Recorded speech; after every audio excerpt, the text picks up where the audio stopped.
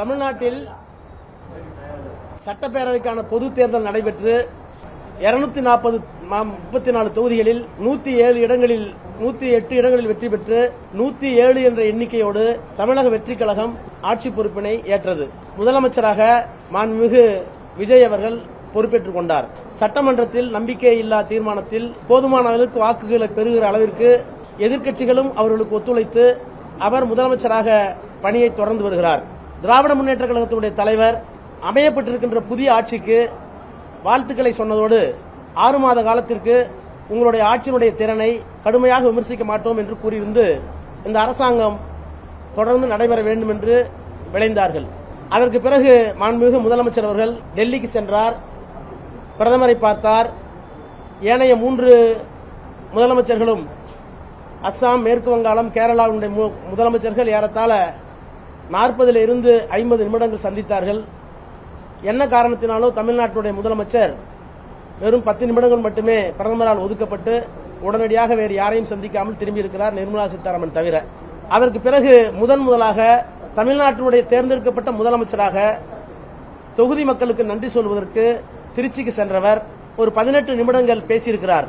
அரசியல் சட்டத்தில் நிறுவப்பட்டுள்ள ஒரு பதவியில் ஒரு நாற்காலியில் உட்கார்ந்திருக்கின்ற ஒருவர் அரசியல் சட்டம் என்ன ஒழுக்கத்தை கடைபிடிக்கிறதோ, கான்ஸ்டிடியூஷனல் மொராலிட்டி, இன்னும் நான் தெளிவாக சொல்வதாக என்றால், அரசியல் நிர்ணய சபையில் அம்பேத்கர் அவர்கள் பேசுகிற போது அரசியல் சட்டம் இருக்கிற எல்லா நாடுகளுக்கும் அரசியல் ஒழுக்கம் என்று ஒன்று தேவையில்லை, அவசியமில்லாமல் இருக்கலாம். ஆனால் இந்தியாவிற்கு கான்ஸ்டிடியூஷனல் மொராலிட்டி தேவைப்படுகிறது. அது முதலமைச்சர்களுக்கும் அமைச்சர்களுக்கும் பிரதமர்களுக்கும் பொருந்தும் என்று உரையாற்றியிருக்கிறார். அந்த கான்ஸ்டிடியூஷன் மொராலிட்டி, அக்கவுண்டபிலிட்டி எதுவுமே இல்லாமல் தான் வகிக்கிற பதவிக்கு பொருத்தமானவராக இல்லாமல் தன்னுடைய தகுதியை குறைத்துக் கொண்டு பிதற்றி இருக்கிறார், வீராவசனம் பேசியிருக்கிறார். நான் தமிழ்நாட்டு மக்களை, அவருக்கு வாக்களித்த பெருமக்களை, வாக்களிக்காத பெருமக்களை எனக்கும் சேர்த்து அவர்தான் முதலமைச்சர் என்கின்ற அந்த உணர்வோடு மிகுந்த மரியாதையோடு நான் கேட்டுக்கொள்வதெல்லாம், சட்டமன்றத்தில் பதிலுரையாற்றிய மாண்புமிகு விஜய் அவர்களுடைய டோன் அண்ட் டனார், அவருடைய குரலினுடைய வலிமை, அந்த அழுத்தம், அந்த சத்தம், அதையும் திருச்சி அவர் உரையாற்றுகிற போது எல்லலும் துள்ளலுமாக கர்ஜித்ததாக சொல்லிக்கொண்டு கத்திக்கொண்டு பேசினாரே, அந்த பேச்சையும் இரண்டையும் ஒப்பிட்டு பாருங்கள். ஏன் சட்டமன்றத்திற்குள்ளே தளர்வு, சோர்வு, தயக்கம், மயக்கம், இயலாமை? ஆனால் திருச்சியில் ஏன் இந்த வீரவசனம்? அந்த வசனத்தை எழுதி கொடுத்தது யார் என்கின்ற பொருத்தப்பாட்டை, ஒப்பீட்டை நீங்கள் எண்ணி பார்த்தால் இதற்கு பின்னாலே இருக்கின்ற அரசியல் தந்திரம், அரசியல் அசிங்கம், புலம்பல் எல்லாம் தெரியும். அவர் சொல்லுகிறார், ஒவ்வொரு வரிக்கும் திராவிட முன்னேற்ற கழகத்தை குறை சொல்வது, ஸ்டாலின் சார் என்பது, அப்புறம் திமுகவுக்கும் தாவேகாவுக்கும் தான் போட்டி, மற்றவங்க எல்லாம் அல்லு சில்லு, மற்றவங்க எல்லாம் அல்லு சில்லு. யாரு? அதிமுக தேர்ந்தெடுக்கப்பட்ட சட்டமன்ற உறுப்பினர்கள். நான் வந்து ஸ்டாலின் சார், உங்களுக்கு எனக்கு தான் போட்டி, மற்றவங்க எல்லாம் அல்லு சில்லுனீங்கல்ல. முதலமைச்சர் அவர்களே, உங்களுக்கு ரொம்ப சங்கடமா இல்ல? நான் வேற வார்த்தை பயன்படுத்த விரும்பல. அந்த அல்லு சில்லு வீட்டுக்கு நீங்களே போய் சால்வை போட்டு அவங்களோட ஓட்டை வாங்கினீங்களே, அந்த அல்லு சில்லு கிட்ட போய் கெஞ்சி கூத்தாடினது தில்லு முள்ளா அரசியல் அநாகரிகமா? அதை தமிழ்நாட்டு மக்கள் தெரிஞ்சுக்க வேணாமா? நீங்க என்ன வேணாலும் பேசுறீங்களா? நான் இப்போதும் சொல்லுகிறேன், இந்த ஆட்சி அமையப்பட்டதற்கு பிறகு ஒரு முதலமைச்சருக்கு தர வேண்டிய மரியாதையை எங்களுடைய தலைவரும் நாங்கள் தர தயார். ஆனால் எங்களுடைய நிலைப்பாடு, உணர்ச்சி வசப்பட்டவர்கள் இந்த ஆட்சியை உருவாக்குவதற்கு ஒரு காரணமாக இருந்திருக்கிறார்கள் என்ற காரணத்தினால் அதே வழியில் முதலமைச்சரும் செல்லக்கூடாது என்று உங்களை நான் கேட்டுக்கொள்கிறேன். அதே மாதிரி ஒண்ணுக்கும் அரசியல் புரிதல் இல்ல, கவர்ச்சி அரசியல் என்ன சொல்றாங்க, சொல்லிருப்பாதே வாதத்துக்கு வச்சுக்குவோம். ஏன் சினிமா நடிகருக்கு கவர்ச்சி அரசியல் இருக்கக்கூடாதா? அந்த கவர்ச்சி அரசியல் இருந்து வெளியே வாங்கன்னு தமிழ்நாட்டு மக்களை கேட்டுக்கிறதுக்கு எங்களுக்கு மற்ற கட்சிகளுக்கெல்லாம் உரிமை இல்லையா? அது என்ன கவர்ச்சி அரசியல் புரிதல் வார்த்தையை பயன்படுத்தினா எனக்கு நல்லா வந்துடும் வார்த்தை. என்ன வார்த்தை வந்துடும்? இது முதலமைச்சருக்கு அழகா? இவர் ஆக்குப்பைங்க கான்ஸ்டிடியூஷனல் சேர் பிரதர், ப்ரோ விஜய் அப்படின்னு நாங்களும் கேட்போம். ஒரு முதலமைச்சர் போறீங்க, நன்றி சொல்றீங்க, திமுக விமர்சிக்க வேணாம்னு சொல்ல, விமர்சிங்க, அதுக்கு ஒரு 5 நிமிஷம் எடுத்துங்க. மீதி 10 நிமிடங்கள் பிரதமரோடு போனேன், சந்தித்தேன், என்ன செய்ய போகிறேன், பிரதமரிடம் மனு அளித்திருக்கிறேன், ஏதாவது சொல்லிருக்கீங்களா? நான் கேட்கிறேன், யாரை பார்த்து நீங்க குறை சொல்றீங்க? தமிழ்தாய் வாழ்த்துக்கு வந்து நீங்க போய் கடிதம் கொடுக்குறீங்க. யார் தெரியுமா ஸ்டார் ஸ்டாலின்? நீங்க சொன்ன ஸ்டாலின் சார் யார் தெரியுமா?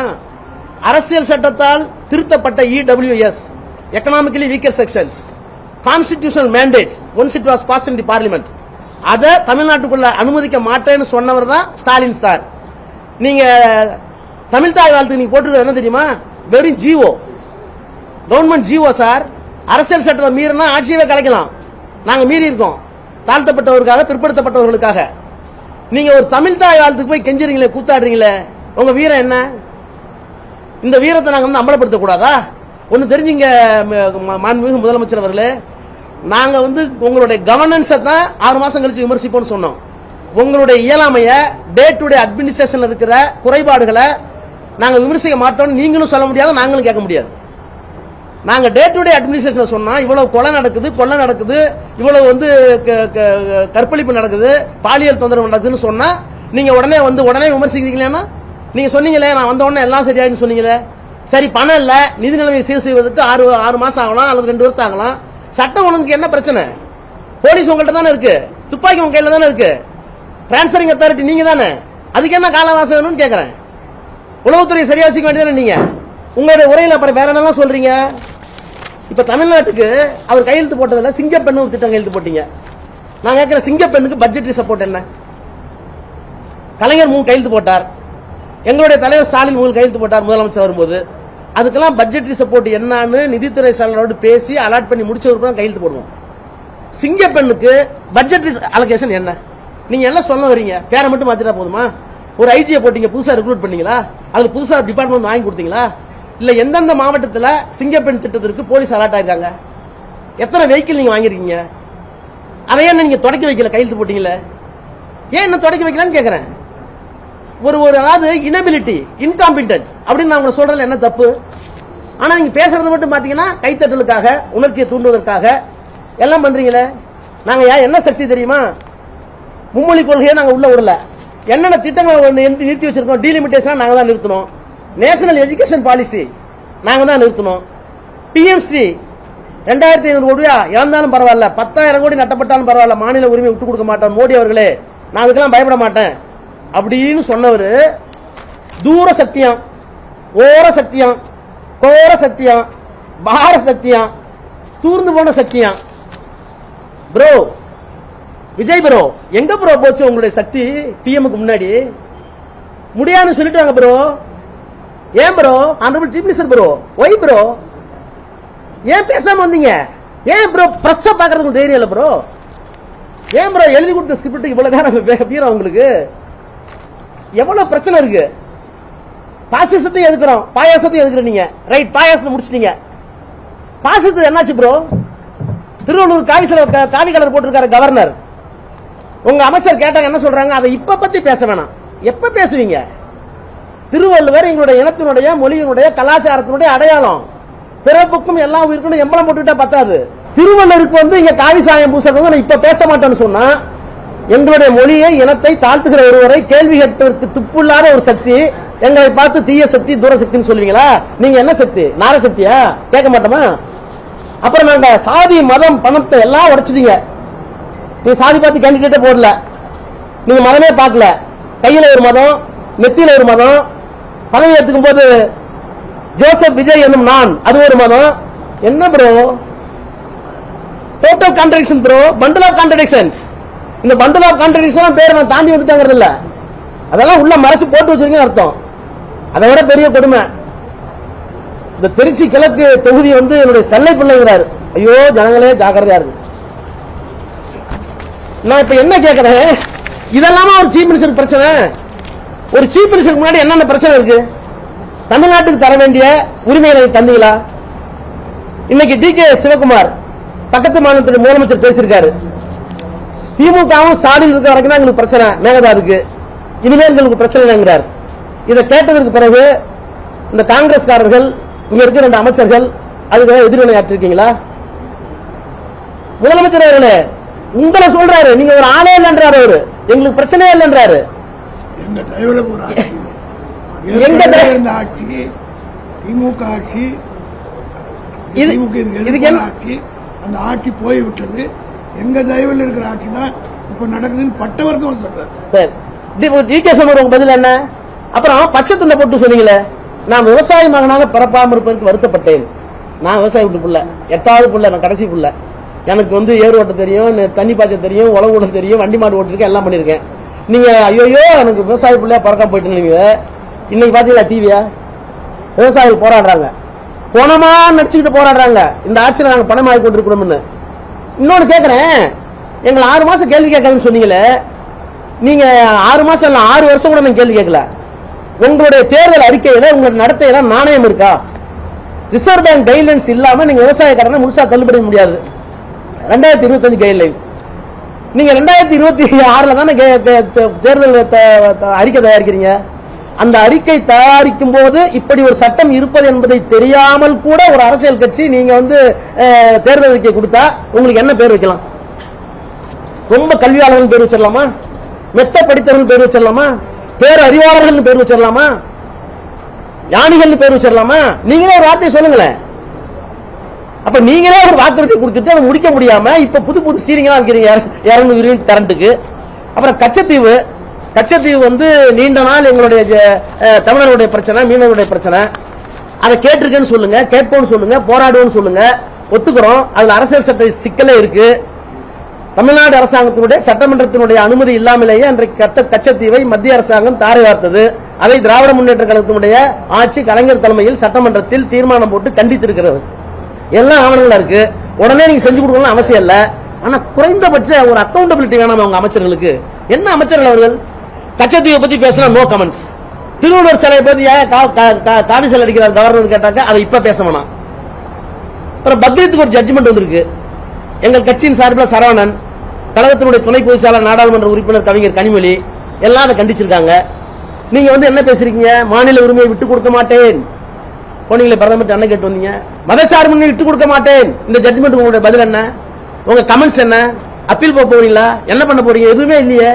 இப்படி இந்த எலக்ட்ரிசிட்டி பில்லு இன்றைக்கு எலக்ட்ரிசிட்டி ஸ்கேர்சிட்டி திமுக ஆட்சி மேல பழி போடுறீங்களே. ஏன் கோடை காலத்தில் ஒவ்வொரு ஆண்டும் பேக்கர் கார்டு இருக்கு. ஏப்ரல் மாதத்திலிருந்து மே மாதத்தில் தமிழ்நாட்டில் எவ்வளவு கூடுதல் மின்சாரம் தேவைப்படும்? அது ஜெயலலிதா காலத்திலிருந்து, எங்களுடைய காலத்திலிருந்து, எடப்பாடி காலத்திலிருந்து பேக்கர் கார்டு, ட்ராக்கர் கார்டு இருக்கு. வழக்கமா ஒரு அரசாங்கம் என்ன பண்ணுவோம்னா எந்த பருவ காலத்தில் எவ்வளவு தேவைப்படும் அப்படிங்கறது நினைச்சு போர்சி பண்ணி முன்கூட்டி அறிந்து அதற்கான கூடுதல் மின்சாரத்தை பெற வேண்டும். கூடுதல் விலையாக இருந்தால் கூட அதையும் சேர்த்து அமைச்சரவையில் பெற்று ஒப்புதல் பெற்று வேற வழி இல்ல நாங்க வாங்குறோம்னு சொல்லணும். அதை செய்யறது கூட துப்புல உங்களுக்கு. கரண்ட் இப்ப போயிடுச்சுன்னா காரணம் Stalin DMK bro. Chief minister honourable Vijay bro, really we are afraid bro. எங்க போயிட்டு இருக்குன்னு தெரியல ப்ரோ. தூக்கம் வர மாட்டேங்குது ப்ரோ. ஒண்ணுமே சரியில்லையே ப்ரோ. தொலைகால திட்டமும் ஒண்ணும் கிடையாது, டே டு டே அட்மினிஸ்ட்ரேஷன் ஒண்ணும் கிடையாது.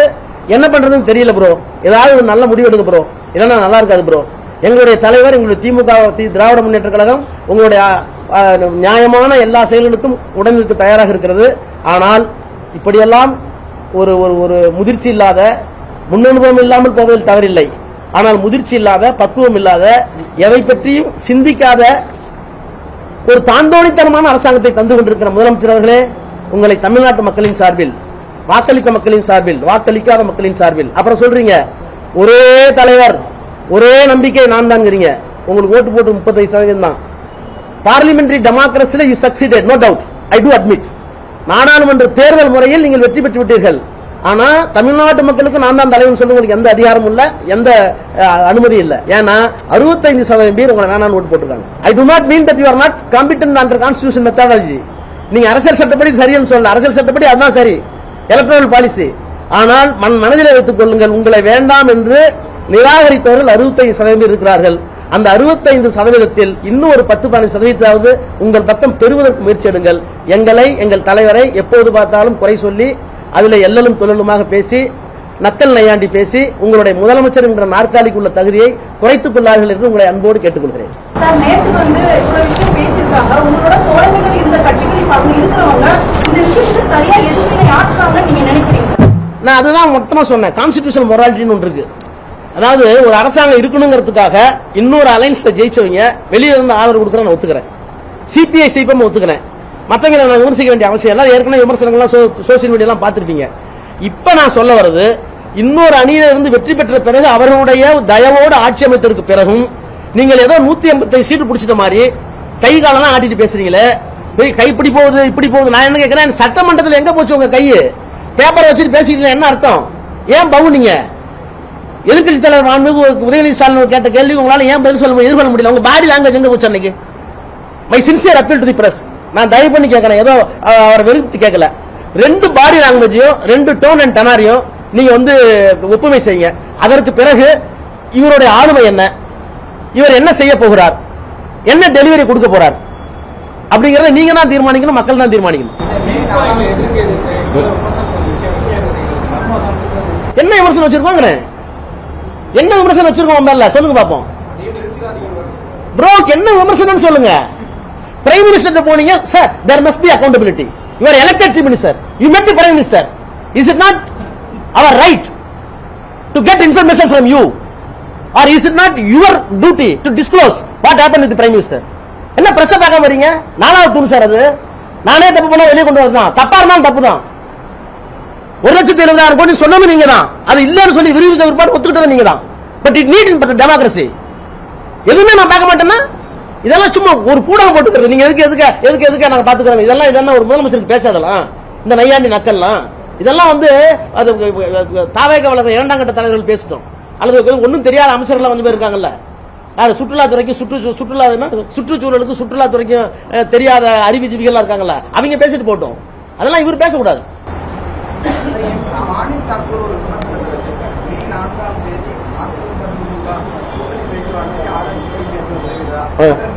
ஆர்எஸ்எஸ் அவர் எங்க இருந்து பார்த்தாரு சார்? அவர் எங்க இருந்து? நான் வாதத்துக்காக சொல்றேன். திமுகவிலயோ அதிமுகவிலயோ 2ஆம் கட்ட 3ஆம் கட்ட தலைவர்கள் இது என்ன ஒரு புதுசா இருக்க தமிழ்நாட்டுக்கு இது நல்லதா, ஏன் நம்ம திராவிட சித்தாந்தத்துல ஒண்ணுதானே அப்படின்னு முயற்சி பண்ணி பேசி இருக்கலாம். ஜனநாயகத்தில் பேசக்கூடாதுன்னு ஒண்ணு கிடையாது. But what was and what is the consistent stand taken by mister M.K. Stalin, எங்க கட்சியினுடைய தலைவர் எடுத்த திடமான முடிவு என்ன சார்? பாரதி 2 பேர் பேசியிருப்பாரு, நான் 2 பேரோட பேசுவேன். ரைட் சார், இந்த கட்சியில் இருக்கிற ஜனநாயக உரிமையை கலைஞர்கிட்டயோ ஸ்டாலின்ட்டோ எதிர்க்கிறதையோ நான் பேசுவேன். நான் என்ன ஒரு பட்டத்தை உண்மையை சொல்லட்டுமா? இந்த அரசாங்கத்தை எடுத்து ஓட்டு போடணும் வேணாம் நான் கொஞ்சம் பேர் நான் ஓட்டு போடணும்னு சொன்னேன். இல்ல ஓட்டு போட வேணாம்னு ஒரு முடிவு எடுத்தோம். But it was my right. ஏன் என்னோட தலைவர்கிட்ட ஓட்டு போடணுங்க தான் கருத்து, எதுக்குனுங்க, இல்லன்னா மக்கள் தப்பா நினைப்பாங்க அப்படின்னு நான் சொன்னேன். ஏன் கருத்து கொஞ்சம் சீரியஸ் வேணாங்க. அப்புறம் கொஞ்ச நேரம் பேசணும். இதுல என்ன பிரச்சனைன்னு கேக்குறேன். உடனே என்ன பெரிய அப்படியே கல்ல. நான் என்ன கேக்குறேங்க, நீங்க மற்றும் சிலர் அல்லு சில்லு அவங்களோட போய் டீ குடிச்சு காபி குடிச்சு போட்டா எடுத்துட்டு வெக்க இல்லாம சாலை போட்டுட்டு அவன் சாலை நீங்க போடுறதை வாங்கிட்டு வந்து நாங்க பண்ணோம்னா என்ன பண்ணிட்டு கேக்குறேன் sir. What is stand of the DMK, what is stand of the leader? அபிஷியலா என்ன வருதுன்னு பார்க்கணும். அதுக்குள்ள டிஸ்கஷன் 1000 நடந்திருக்கலாம். நாங்க செயல்பட பொதுக்குள்ள கூட்டணுமா? கேட்டா பாரதி வீட்டுல நடந்துச்சு, ராஜா வீட்டுல 2 பேர் நடந்துச்சு, இளங்கோ வீட்டுல நடந்துச்சு. என்ன நடந்துட்டு போகுது? ஜனநாயகத்தில் நடக்குது சார், தப்பு இல்ல. Allegation counter allegation quite common in democracy. It should be. இப்ப நடக்கிற பல்வேறு சட்ட ஒழுங்குகளுக்கு யாத்திரா காரணம். ஆனா எங்க மேல என்ன பழி சுமத்தினாலும் நாங்க மக்களோட விஜய் பேசியிருக்காரு. எப்படி பாக்குறீங்க? இது நீங்க பிரஸ் தானே, அவர் சொல்லிட்டாருல, எங்கள்கிட்ட கேக்குறீங்கல்ல. இப்ப நடக்கிற கொலைக்கு கொள்ளைக்கு பாலியல் வன்முறைக்கு எப்படிங்க பழைய அரசு காரணமாகும் அவர்கிட்ட கேட்டீங்களா? அது ப்ளீஸ் கேட்டீங்க. கவர்மெண்ட் மாறிடுச்சு, ஆபீசர்ஸ் மாறிட்டாங்க, மெஷினரி மாறிடுச்சு. You gave A clear signal. நான் பழைய ஆட்சி மாதிரிலாம் இருக்க மாட்டேன், ரொம்ப ஸ்ட்ரிக்டா இருப்பேன், சட்டம் ஒழுங்குலாம் சரியா இருக்குன்னு சொல்லிட்டீங்க. தி மெசேஜ் சென்ட் அனுப்பிச்சிட்டீங்கல்ல. அதுக்கு பிறகு கொலைகள் நடக்குது. அதுக்கு எப்படி M.K. ஸ்டாலினும் பழைய அமைச்சரவையும் பழைய கவர்மெண்ட் காரணமா இருக்கும்?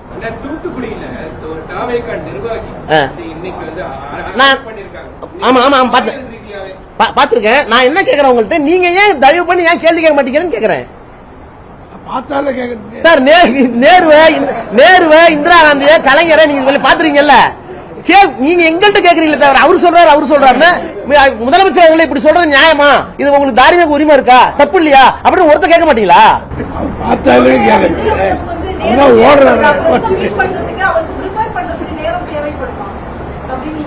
அதனால என்ன 24 மணி 25 மாத்திரலாமா? நாளைல இருந்து ஒரு நாளைக்கு 24 நேரம் சார்.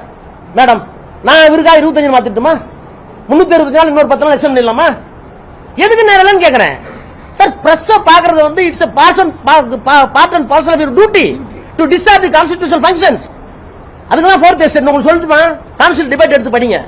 நீங்க வந்து எக்ஸிகியூட்டிவ் லிமிடேஷன் வச்சிட்டீங்க, வரம்பு வச்சிட்டீங்க, ஜுடிஷியரி வரம்பு வச்சிட்டீங்க, லெஜிஸ்லேச்சர் வரம்பு வச்சிருக்கீங்க. அந்த வரம்புகளை மீறும் போது என்ன பண்ணணும் சுப்ரீம் கோர்ட்ல சொல்லிருக்கீங்க. ஏன் பிரஸுக்கு வரம்பு வைக்கலன்னு கேடி ஷான் ஒரு எம்எல்ஏ கேட்டிருக்காரு, அரசியல் என்ன செய்யல. அப்ப அவர் சொல்றாரு, இந்த 3 துறையிலும் தங்களுடைய டியூட்டில இருந்து தவறிட்டாங்கன்னா அதை இடித்துரைத்து மக்களை காப்பாற்றுவதற்கு, ஜனநாயகத்தை பேணுவதற்கு கடைசி asylum, the last asylum is fourth எஸ்டேட்ங்கிறாரு. With folded hand. இது அம்பேத்கர் கோட். எல்லாத்துக்கும் கடைசி புகலிடம் நீங்க தாங்கிறாரு. அதனாலதான் அவங்களுக்கு வரம்பு நான் வைக்கவில்லை, அவங்க சட்டத்திட்டத்தை உருவாக்கவில்லை. Let us have a free press. நீங்க அப்படி இருக்கீங்களா? ஏன் இவ்வளவு கேள்வி என்ன கேக்குறீங்களா? முதலமைச்சர் கேட்க மாட்டேங்கிறீங்க ப்ரோ. விஜய் ப்ரோ, இதுவும் நியாயம் இல்ல ப்ரோ, கேளுங்க ப்ரோ. காங்கிரஸ் உள்ளிட்ட எந்த கட்சிகள் வெளியேறினாலும் அவளை பத்தி கடுமையான விமர்சனங்கள் இல்ல. நான் வெளியேறது குறித்து மட்டும்தான் திமுக மற்றும் அவங்களோட தோழர்கள் வந்து கடுமையாக எங்களை விமர்சிக்கிற திருமாவளவன் சொல்லியிருக்காரு. அது எங்களுக்கு இருந்த அவ்வளவு பிணைப்பு, பாசம் யாருக்கு கூட வச்சிருந்தோமோ அந்த பாசம் வந்து முரண்படும் போது கோவம் வரும். காங்கிரஸ் நாங்க அவ்வளவு பாசம் வைக்கல, ஐடியாலஜிக்கலா. சிபிஎம் வெளியே இருந்தாங்க, அதனால எங்களுக்கு ஒருத்தர் இருக்கும். அதுல என்ன இருக்கு சார்? என்ன சொந்த தம்பி, எங்க அண்ணன் எனக்கு வந்து நான் எதிர்பார்த்த ட்ரெஸ் விட்டு சொல்லும்போது கோவம் வரும். நாளைக்கு திரும்பவும் சேர்ந்துக்குவோம் சார். ஐடியாலஜில சேலிங் சேம் போட். அன்னைக்கு கோவம் இருந்தது, வருத்தமா நானும் பேசிருப்போம், அவங்களும் பேசிருப்பாங்க. அதுல என்ன இருக்கு? நத்திங். இது ஒரு சகோதர முரண்பாடு, அவ்வளவுதான். It may not be permanent.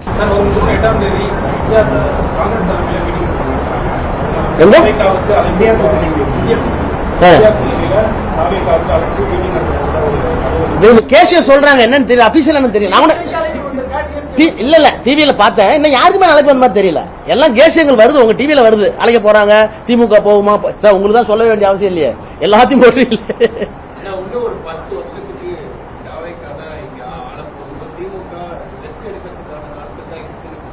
யாரு ஏங்க இப்ப அவர் வந்து திருச்சியில பேசின பேச்சுக்கே நான் பதில் சொல்லிட்டேன். அப்புறம் என்ன அவரெல்லாம் பேசணும், நான் தான் சொல்லிட்டேன். இதுக்கு மேல நான் வார்த்தையை கடுமையா பயன்படுத்த முடியாது.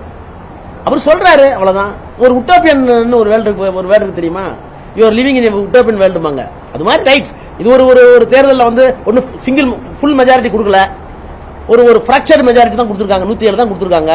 நீங்க கான்ஸ்டிடியூஷன்ல பாத்தீங்கன்னா கவர்னர் முதல் நாள் ரிஜெக்ட் பண்ணாரு. என்ன ரிஜெக்ட் பண்ணாருன்னா சிங்கிள் மெஜாரிட்டி சொல்லல அப்படின்னாரு. இந்த மாதிரி ஒரு ஃபிஷி சூழ்நிலையில ஒரு கவர்மெண்ட் ஃபார்ம் ஆயிருக்கு. பேசுவார், அதை வச்சுட்டு பேசிட்டுமே.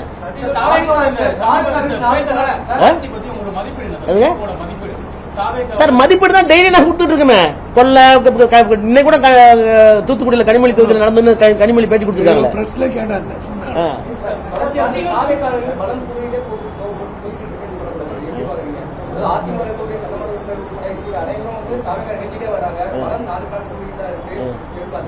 நீங்க பலம் 4 நாள் எதை சொல்றீங்க? எம்எல்ஏ இருங்க சார், நான் என்ன சொல்றேன், ஒரு அதிமுக எம்எல்ஏ தேர்ந்தெடுக்கப்பட்ட எம்எல்ஏ வராரு. அவருக்கு வந்து பெரிய கான்ட்ராக்டர், அவருக்கு வந்து பிசினஸ் இன்ட்ரெஸ்ட் எக்கச்சக்கமா இருக்கு. அரசாங்கத்தினுடைய தயவு இல்லாம ஒரு பிசினஸே ஓடாது. நான் பேர் சொல்ல விரும்பல. அவர் வந்து தொகுதி மக்களுக்கு நான் நல்லது செய்வதற்காக நான் கட்சி மாறுறேங்கிறாரு. இது நீங்க ஒத்துக்கிறீங்களா? இதை செல்வாக்கு நீங்க சொல்ல வரீங்களா? நீங்க சோசியல் மீடியா வலைதளங்களில் பாருங்க. என் பேத்தி சொல்லி ஒன்று போட்டேன், என் பேரை சொல்லி போட்டு வருதா இல்லையா? நீங்க எப்படி 4 நாள் அதிகரித்து சொல்றீங்கன்னு கேக்குறேன்.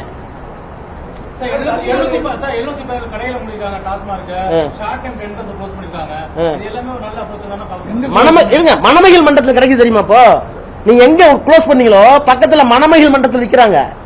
பேரு மணமகிழ் மன்றம். அதை எது மகிழ்ச்சிக்கு நிற்கிறாங்க. இதுக்கு பேர் க்ளோஸ் பண்றோம். நாங்க கூட 500 க்ளோஸ் பண்ணோம். நாங்க 500 க்ளோஸ் பண்ணோம், வெப்சைட்ல போட்டோம், வீடியோ எடுத்து போட்டோம். நீங்க போட்டீங்களா? ஆனா பக்கத்துல இருக்க மணமகிழத்தை விற்கிறது வீடியோ எடுத்து போட்டுருக்காங்களே, உங்க பதில் என்ன?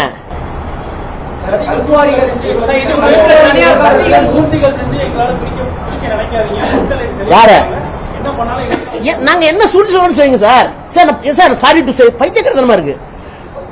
ஏதாவது சூழ்ச்சி செய்கிறாரு, சூழ்ச்சி என்னன்னு சொல்லிட்டு சொல்லுங்க. It is bounden duty of myself to give the answer.